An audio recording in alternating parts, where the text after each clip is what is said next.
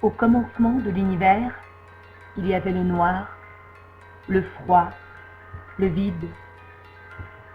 Patience, patience dans l'azur, chaque atome de silence est la promesse d'un fruit mûr. Pourquoi la nuit paraît-elle si noire? C'est que les étoiles émettent de la lumière. Cette énergie se répand dans l'immensité de l'espace, comme dans l'eau d'une baignoire. Et pourquoi la baignoire ne déborde-t-elle pas?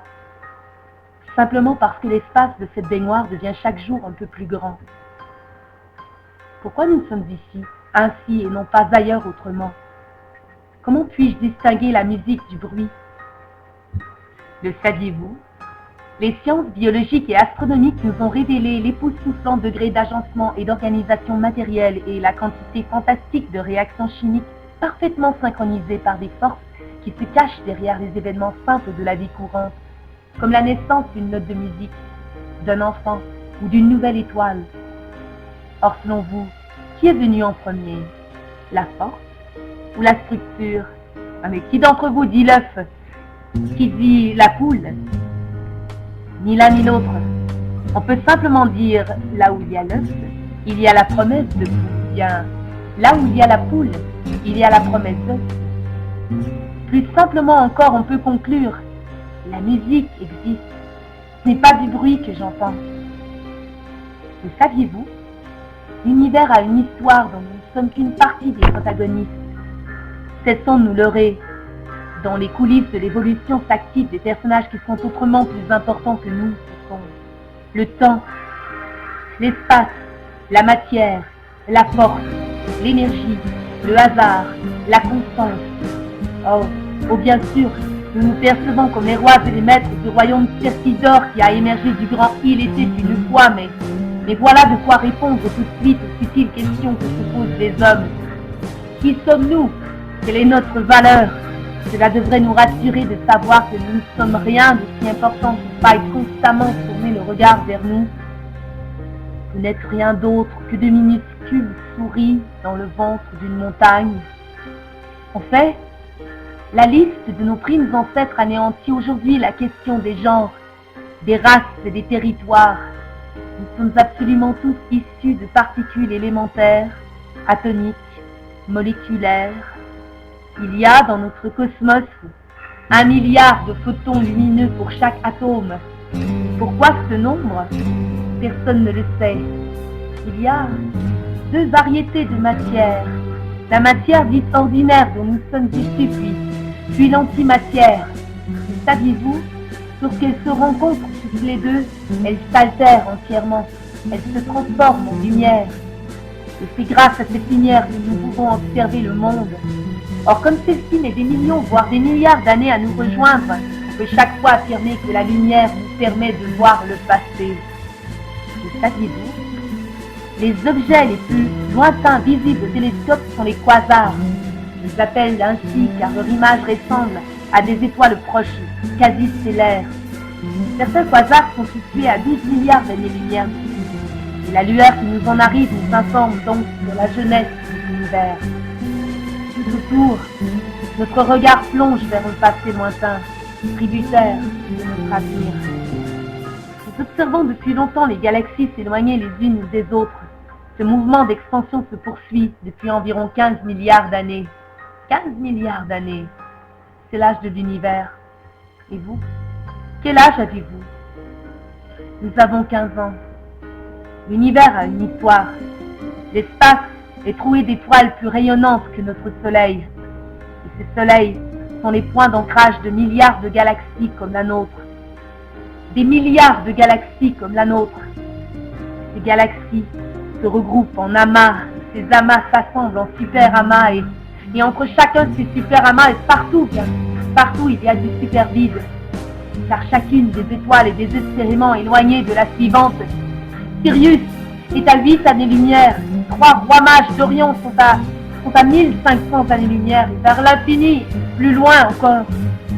Nous avons maintenant une nouvelle estimation de la masse de notre galaxie. 10 fois. Elle est 10 fois plus lourde que nous ne le pensions jadis. Saviez-vous? La différence réside dans la masse manquante, dans le super vide. C'est cette donnée qui nous force à admettre que la majeure partie de la matière universelle reste en dehors de notre champ de compétences. D'un point de vue uniquement statistique, plusieurs avancent une probabilité de 1 million de planètes abritant la vie, uniquement ici dans notre galaxie. Les planètes, par milliers, pourraient donc avoir atteint une technologie égale ou supérieure à la nôtre et communiquer avec nous par ondes radio. Les tentatives d'écoute d'ailleurs ont déjà été faites, mais sans succès. Une exploration systématique dans toutes les directions et sur toutes les fréquences est à peine entamée. Aussi, ne perdons pas d'espoir de communiquer un jour avec l'autre. Mais enfin, nous direz-vous que nous sommes des souris solitaires, des sources dont le ventre de supramontagne planté sur une planète qui en contient des centaines de chaînes, planète elle-même, point d'aiguille fragile dans l'immense point stellaire, galactique, universel, net, de l'infiniment petit dans de l'infiniment grand. Je suis sombre d'explosion originelle. Oui, l'expansion a débuté par une fulgurante déflagration dont on a récemment détecté les vestiges. Le saviez-vous? Plusieurs explorateurs ou prospecteurs de l'espace sont curieux. Qu'y avait-il au-delà du noir originel? Qu'y avait-il au-delà du mur du temps zéro? Saviez-vous? Pendant le premier million d'années, l'univers était opaque. La lumière émise tout de suite réabsorbée et n'a eu aucune chance de parvenir jusqu'à nous. Cette opacité nous a enlevé tout espoir de voir un jour l'origine de l'univers. Et saviez-vous? Le rayonnement fossile fut émis juste au moment du passage de l'opacité à la transparence. Bref.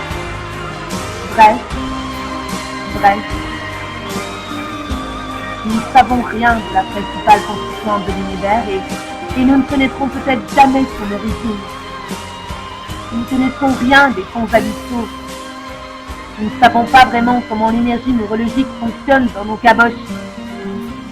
Et si on additionne tout le savoir du monde, eh bien la somme paraît dérisoire. À l'échelle de l'univers, toutes les mers restent encore à sillonner. Pointant l'horizon, les premiers explorateurs criaient « Terre !» Ils s'émerveillaient de la découvrir si ronde. Le saviez-vous? Les plus récentes recherches en astrophysique démontrent qu'il existe un horizon universel. On le situe à environ 15 milliards d'années-lumière d'ici. Oh oui, le voyage sera long, moussaillon. Alors vous dites que nous ne savons rien de rien, que nous sommes condamnés à ne rien y comprendre. Déjà, je ne suis plus bien certain de vous suivre. Pardon, mademoiselle, pardon, petit. Et que nous faut-il faire en ce cas? Eh bien, assister au spectacle. Observer en silence les jeux de matière qui s'agencent sous vos yeux. Ou encore mieux, y participer. À l'échelle de l'univers, notre ignorance nous force à croire en Dieu. À l'échelle de l'univers, notre ignorance nous pousse à inventer des histoires dont les fins les plus obscures sont éphémères. Nous sommes nés poussière et nous retournerons poussière. Mais nous sommes de la poussière d'étoiles. We are made of star stuff.